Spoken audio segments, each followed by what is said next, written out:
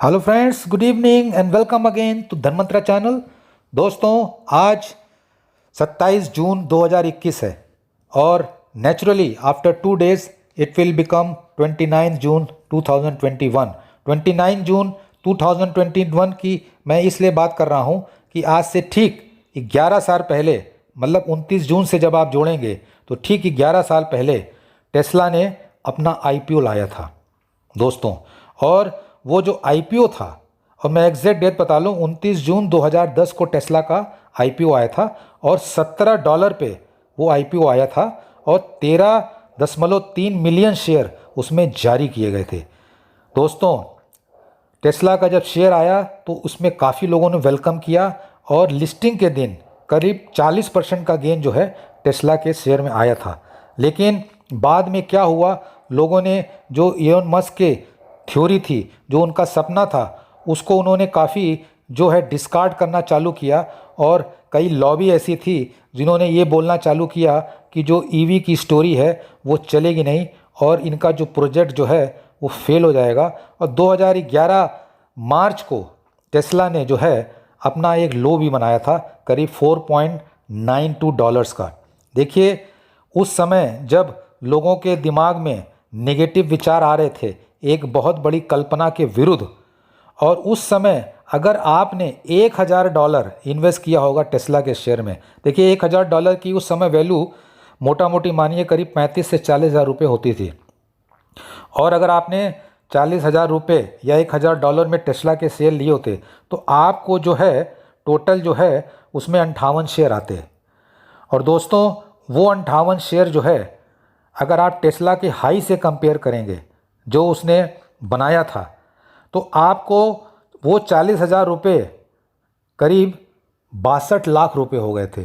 अब आप दोस्तों जोड़ लीजिए कि कहाँ 62 लाख रुपए और कहाँ 40,000 रुपये, परसेंटेज टर्म में जोड़ेंगे तो कितने हज़ार गुने का आपको रिटर्न जो है टेस्ला के शेयर ने दिया। दोस्तों, स्टॉक मार्केट में आपको स्टोरी पकड़नी होती है, आपको ये देखना पड़ेगा कि कौन सी इंडस्ट्री राइज करेगी और कुछ इंडस्ट्रीज़ को आपको अवॉइड करना पड़ेगा जहाँ पे मेजर डिसरप्शन आने वाला हो। तो स्टॉक मार्केट में देखिए वही लोग कमाते हैं जो अर्ली पिकर्स होते हैं स्टॉक के। किसी भी शेयर में आप ले लीजिए, चाहे आप इन्फोसिस में किसी ने अर्ली लेवल पे इन्वेस्टमेंट किया हो या किसी ने अर्ली लेवल में विप्रो में इन्वेस्टमेंट किया हो, सबकी आपने स्टोरी सुनी होगी, सबकी आपने कैलकुलेशन सुनी होगी। अब आप देखिए कि आज जो है टेस्ला जो है, आज अगर आप अमेरिका की बात करें, आप यूरोप की बात करें या आप चाइना की बात करें, ये तीनों जो डेवलप्ड नेशंस हैं, यहाँ पे ईवी जो इलेक्ट्रिकल व्हीकल्स हैं उनकी जो परसेंटेज है वो आप मान के चलिए 5 से 10% के करीब यूजेस जो हैं हो गए हैं। और ऐसा कहा जा रहा है कि आने वाले 10 सालों में ऑलमोस्ट 60 से 70% गाड़ियाँ यूरोप, अमेरिका और चाइना में सब इलेक्ट्रिकल व्हीकल हो जाएंगी। जस्ट इमेजिन कि टेस्ला कितना ग्रो करेगा अभी। और देखिए दोस्तों, पेरिस अकॉर्ड हुआ था जहाँ पे सारे देशों ने एक सहमति बनाई थी कि हम ग्रीन हाउस जो है गैसों का एमिशन जो है कम करेंगे। आपने अभी देखा कि रिलायंस ग्रीन एनर्जी में उतर रहा है। तो देखिए, पूरी दुनिया एक मत है कि हमें जो है धरती से पोल्यूशन घटाना है, क्योंकि अगर आप पोल्यूशन नहीं घटाएंगे तो देखिए पहली बात तो ये है कि समंदर का लेवल बढ़ रहा है, क्योंकि जब टेम्परेचर बढ़ता है तो अटलांटिक जो एरिया है जहाँ पे सिर्फ बर्फ़ जमी है, देखिए वो बर्फ़ पिघल रही है और समंदर का लेवल जो बढ़ रहा है। तो कई लोग कह रहे हैं अगर इस प्रकार अगर टेम्परेचर धरती का बढ़ता रहा और समंदर का लेवल बढ़ता रहा तो एक समय ब्रिटेन जैसे देश हो सकता है समंदर में समा जाए। ये भी लोग कह रहे हैं कि बॉम्बे को भी खतरा पड़ सकता है। तो दोस्तों, इसके पहले कि चीज़ें बहुत देर हो जाएं, हम सभी लोगों को ये चीज़ का ध्यान रखना पड़ेगा कि पूरी दुनिया एकजुट है इस धरती से ग्रीन हाउस गैस को ख़त्म करने के लिए, धरती के टेम्परेचर को कम करने के लिए, और सारी जो टेक्नोलॉजी हैं वो इसी दिशा में जा रही हैं। अब आप देखिए उन कंपनियों के शेयर भी इंडिया में बहुत बढ़ रहे हैं जो कन्वेंशनल एनर्जी से हटकर रिन्यूएबल एनर्जी की तरफ जा रहे हैं। चाहे आप टाटा पावर की बात करें, अडानी ग्रीन की बात करें, अभी आप देखेंगे जो रिलायंस ने ये अपना इनिशिएटिव किया है 75,000 करोड़ में 4 गीगा प्लांट लगाने जा रही है। और देखिए सारी चीज़ें ग्रीन एनर्जी के रूप में हो रही हैं। सो दोस्तों, ईवी की जो स्टोरी है वो जो है अभी मान के चलिए अभी शुरुआत हुई है, अभी बच्चा पैदा हुआ, अभी तो उसको यंग होना है, चलना है। तो अब ये मान के चलिए अगर पूरे दुनिया में सारी गाड़ियों को ईवी में कन्वर्ट करना हो तो कितना बड़ा इंडस्ट्रियल रिवॉल्यूशन आएगा, आप इमेजिन नहीं कर सकते हैं, और बहुत सी चीज़ों में परिवर्तन आएगा। सो दोस्तों, जो भविष्य की स्टोरी है वो इलेक्ट्रिकल व्हीकल्स हैं, और इनसे जुड़ी हुई कंपनियों में हमें ध्यान देना होगा कि कौन कौन सी कंपनियां हैं जो इसमें गेन कर सकती हैं। सो दोस्तों, आज की जो हमारी टैग लाइन कहती है, क्या ये शेयर टेस्ला की तरह मल्टी बैगर बन सकता है? देखिए दोस्तों, मैं जिस शेयर की बात करने जा रहा हूँ वो एक्चुअली में टेस्ला की तरह कार तो नहीं बनाता है, ना ही वो टेस्ला की तरह ग्रीन और रिन्यूएबल एनर्जी में है, लेकिन वो जो काम करता है वो ये मान के चलिए कि उसके बिना टेस्ला की गाड़ी नहीं चल सकती है। देखिए, आपको पता होगा कि ईवी गाड़ियों में इंजन तो होता नहीं है, मोटर होती है, गियर शाफ्ट होते हैं, डिफरेंशियल्स होते हैं। तो आपको जो मोटर सप्लाई होती है, जो बैटरी सप्लाई होती है, जो और पार्ट्स होते हैं, वो दुनिया की एक बड़ी उभरती हुई कंपनी है, हमारे भारत देश की कंपनी है, और अभी उसका आपने देखा होगा पिछले हफ्ते आईपीओ भी आया था। सो दोस्तों, आगे वाले हिस्सों में हम उस कंपनी के बारे में बात करेंगे और ये जानने की कोशिश करेंगे कि क्या ये शेयर जो है टेस्ला की तरह हमें रिटर्न दे सकता है कि नहीं दे सकता है। दोस्तों, एक मैं आपको डिस्क्लेमर दे दूं कि ये जो वीडियो है ये एजुकेशन पर्पस के लिए है। आप इस वीडियो के कंटेंट को देखिए, सुनिए, समझिए और अपनी खुद की एनालिसिस करके अपने वित्तीय सलाहकार की जानकारी लेकर आपको जो शॉर्ट टर्म या लॉन्ग टर्म में इन्वेस्टमेंट करना है उस पर आप विचार करें। सो दोस्तों, अगले पार्ट में हम ये जानने की कोशिश करेंगे कि ये कौन सा शेयर है, इसकी क्या वैल्यूएशन है, इनके क्या ग्रोथ प्लान्स हैं और आगे भविष्य में हम इनसे क्या एक्सपेक्ट कर सकते हैं। सो दोस्तों, हम लोग बात कर रहे हैं उस कंपनी की जिसका पिछले हफ्ते आईपीओ आया था, और कंपनी का नाम है सोना कॉमस्टार या सोना BLW। दोस्तों, ये जो कंपनी है ये डिफरेंशियल्स बनाती है और इलेक्ट्रिकल मोटर्स बनाती है, जो और गियर शाफ्ट्स बनाती हैं, जो काफ़ी व्हीकल्स में लगते हैं। मतलब पैसेंजर कार से लेके commercial vehicle, large commercial, light commercial vehicles और ऑफ द रोड गाड़ियों के और ट्रैक्टर्स के भी बनाते हैं। और अभी रिसेंटली क्या है, इन्होंने ज़बरदस्त फोरे किया है इलेक्ट्रिकल व्हीकल कैटेगरी में, जहां पर ये स्पेशलाइज कर रहे हैं उसकी मोटर बनाने में और काफ़ी दूसरे पार्ट्स। देखिए, इलेक्ट्रिकल व्हीकल अगर आप जाके नेट पे स्टडी करेंगे तो इलेक्ट्रिकल व्हीकल्स में इंजन नहीं होता है। वो जो है इलेक्ट्रिकल व्हीकल जो कि बेसिकली एक आपने स्टार्ट किया था एक मोटर के थ्रू शाफ्ट चलता है और वो जो अपने आप पहिए को चलाता है और उससे गाड़ी चलती है। एक मतलब लेमन लैंग्वेज में आप ये जान लीजिए। और इलेक्ट्रिकल मोटर में जो कंबंशन इंजन वाली गाड़ियाँ होती हैं, जो गाड़ियाँ अभी हम लोग चला रहे हैं, देखिए उसमें तो हज़ारों लाखों पार्ट्स होते हैं, क्योंकि इंजन, गियर बॉक्स, उसमें बड़े पार्ट्स होते हैं छोटे छोटे। इलेक्ट्रिकल गाड़ियों में उतने पार्ट्स नहीं हैं, लेकिन आपने देखा होगा इलेक्ट्रिक गाड़ियाँ महंगी ज़्यादा होती हैं क्योंकि उसकी बैटरी बहुत महंगी है। तो ये जो कंपनी है, इन्होंने क्या किया है, इलेक्ट्रिकल व्हीकल में बड़ा ज़बरदस्त फोरे किया है और इनका जो है टेस्ला को भी सप्लाई है। पूरे दुनिया की ये मान के चलिए 70% गाड़ियाँ बेचने वाली जो 10 बड़ी कंपनियाँ हैं, वो सबको ये जो है अपने जो है पार्ट्स सप्लाई करते हैं और पूरे दुनिया में इनका जो है बोलबाला है। इंडिया में फैक्ट्रीज़ है, मैक्सिको में फैक्ट्री है, चाइना में इनकी फैक्ट्री है। अब देखिए, इनका जो लेटेस्ट प्लान है वो ये है कि अब ये स्कूटर सेक्टर में भी, टू व्हीलर में भी फोरे करने वाले हैं इन टर्म्स ऑफ जो उसकी मोटर बनाएंगे। देखिए, अभी आपने ओला का प्लान सुना होगा, 10 मिलियन इलेक्ट्रिकल स्कूटर बनाने वाले हैं, बहुत जल्दी उनका मार्केट में आने वाला है। आपने क्रॉम्पटन ग्रीव्स कॉटन कंपनी का नाम सुना होगा। ऑलमोस्ट जितनी कंपनियां इंडिया में पैसेंजर व्हीकल्स की हैं, चाहे आप टाटा को ले लें, महिंद्रा को ले लें, सब ने देखिए अपनी इलेक्ट्रिकल व्हीकल्स लॉन्च की है। बजाज ने भी लॉन्च किया है। और अगर आप छोटी इलेक्ट्रिकल गाड़ियों की बात करें, थ्री व्हीलर्स की, तो उसमें तो देखिए आपने एक ज़बरदस्त क्रांति आ चुकी है।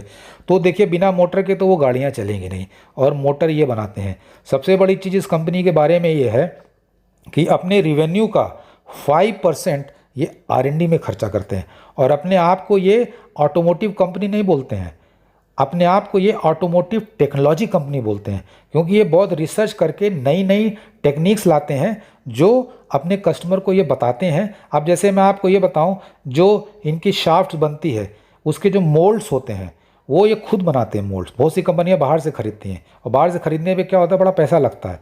क्योंकि ये खुद मोल्ड बनाते हैं इसलिए इनकी कॉस्ट जो है बड़ी कम आती है, और इनके प्रॉफिट मार्जिन बहुत अच्छा है।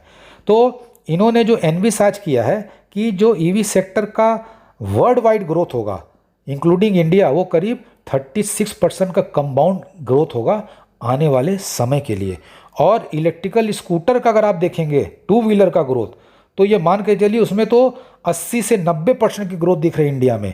क्यों? अभी तो ओला आने वाला है, अभी इतनी कंपनियां आ रही हैं। आप टीवी पे देखिए, हर दिन सारे राज्यों में एक कंपटीशन सा हो गया है कि भाई हमारे वहाँ आप ईवी का प्लांट लगाइए तो हम इतना सब्सिडी देंगे।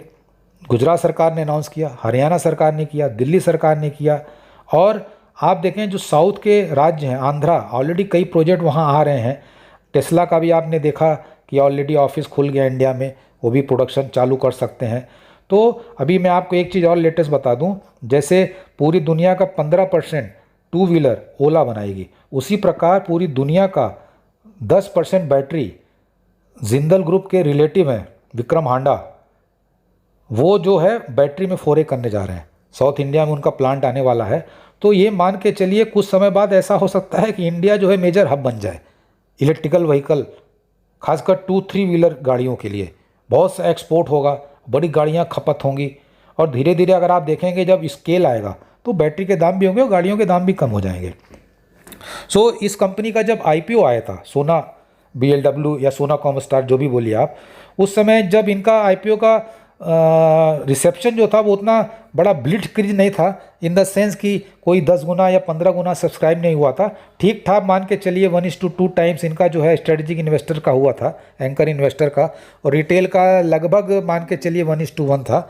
तो लोगों को ये था कि बड़ा एक जो है सो रेस्पॉन्स होगा ओपनिंग के दिन, और वैसा ही रहा। एक समय तो शायद 2-3 रुपये अपने नीचे भी चला गया था इशू प्राइस के, 395 रुपये के। और उसके बाद जब इनके मैनेजमेंट का इंटरव्यू आया, इन्होंने ग्रोथ प्रॉस्पेक्ट के बारे में बताया, कंपनी के बारे में बताया, क्योंकि इनके वैल्यूएशन को लेके देखिए एक बड़ा डाउट था, क्योंकि करीब 65 से 70 के पी पर जो है ये इशू आया था। लेकिन अगर आप इंडस्ट्री में मदरसन सूमी है या वेरॉक इंजीनियर्स हैं या सुंदरमन क्लेटॉन है, उनसे अगर आप कंपेयर करेंगे तो वो सारे शेयर जो है वो इसी लगभग पी पे चलते हैं। और इनके मैनेजमेंट का भी यही कहना था कि जिस प्रकार की हमारे प्लान्स हैं, जिस प्रकार की इंडस्ट्री में ग्रोथ है और जिस प्रकार की हमारी टेक्नोलॉजी है, अब देखिए 300 करोड़ रुपया जो इन्होंने अपने कंपनी में एब्जॉर्ब किया है, उससे पूरा लोन जो है वो इनका मिटाने का प्लान है। तो ऑलमोस्ट डेट फ्री कंपनी रहेगी। तो देखिए शॉर्ट टर्म में अगर आप इस शेयर को सोचेंगे तो आपको नेचुरली है महंगा लगेगा, लेकिन आपको अगर लॉन्ग टर्म व्यू देखेंगे और ईवी सेगमेंट में जो हिंदुस्तान का प्लान है, अभी आपने देखा होगा जो भारत सरकार की फेम 1 फेम 2 प्लान्स हैं, बहुत सब्सिडी दे रही है, और इससे देखिए ज़बरदस्त एम्प्लॉयमेंट भी बढ़ेगा इस देश में। और ये इंडस्ट्री देखिए वैसे ही ग्रोथ करेगी जैसे इंडिया में कई साल पहले आपने देखा होता मोबाइल में ग्रोथ हुआ था। एक समय ऐसा लगता था कि इंडिया में सबके हाथ में मोबाइल आने में 10-15 साल लग जाएंगे, लेकिन दोस्तों मैं आपको बता दूं, मैं उस चीज़ का विटनेस हूं, 2.5 से 3 साल में पूरे हिंदुस्तान में सबके हाथ में मोबाइल पहुंच गया था, गांव-गांव में। तो देखिए चीज़ों को अगर आप लार्ज स्केल पे करते हैं और गवर्नमेंट भी सहयोग करती है तो चीज़ों को आगे बढ़ने में ज़्यादा समय नहीं लगता है।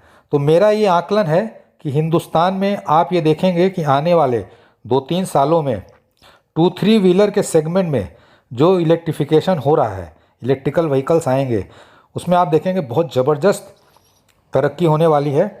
और जब एक बार एक इसका जो है इकोस्फीयर बन जाएगा और टेस्ला भी आ जाएगी, तो आप देखेंगे इसमें जो प्रगति है उसकी स्पीड जो है बहुत ज़्यादा हो जाएगी। और उसके बाद आप देखेंगे कि जो पैसेंजर व्हीकल्स है, लाइट कमर्शियल व्हीकल्स हैं, और जो बड़ी गाड़ियां हैं उनमें भी जो इलेक्ट्रिकल व्हीकल का दौर आएगा वो भी काफ़ी तेज़ी में होगा। तो ये इस सेक्टर में मैं सिर्फ सोना कॉम स्टार या सोना डीएलडब्ल्यू की ही बात नहीं कर रहा हूँ। देखिए बहुत सी कंपनियां हैं इसमें जो ग्रो करेंगी, क्योंकि जब इंडस्ट्री ग्रो करती है और प्लेयर्स आएंगे, बैटरी बनाने वाली कंपनियां ग्रो करेंगी, नई नई कंपनियां आएंगी। आप देखेंगे कुछ दिन बाद हो सकता है कि ओला का भी आईपीओ आए। तो बड़ी चीज़ें देखिए इस सेक्टर में होनी है और आपको ऐसे शेयरों का आकलन करके खुद स्टडी करिए। नेट पे जाइए, देखिए कौन कौन सी कंपनियां ईवी सेक्टर में हैं, उनको स्टडी करिए, उनका वैल्यूएशन देखिए, उनके प्लान देखिए और कोशिश करिए कि you should be a part of that story. So दोस्तों, जो मैं जिस शेयर की बात कर रहा था उसके बारे में हमने ये बताया और एक बहुत बड़े मैक्रो एटमॉस्फेयर में जहाँ पे एक बड़ा ही पॉजिटिव आउटलुक दिख रहा है वहाँ पे ये कंपनी प्लेस्ड है। शॉर्ट टर्म में देखिए किसी भी शेयर में उतार चढ़ाव आता है, वैल्यूएशन जो आज महंगे हैं वो कल सस्ते लगते हैं। तो आपको अपने लेवल पे आप स्टडी करिए, बैलेंस शीट कंपनी का प्लान देखिए और फिर ये निकालने की कोशिश करिए कि हमें इस शेयर में कब एंट्री मारनी है, कब खरीदना है और कितने समय के लिए रखना है। तो दोस्तों, आज के लिए इतना ही। Take care, consult your financial adviser before buying selling any share. See you, all the best for tomorrow. जय हिंद।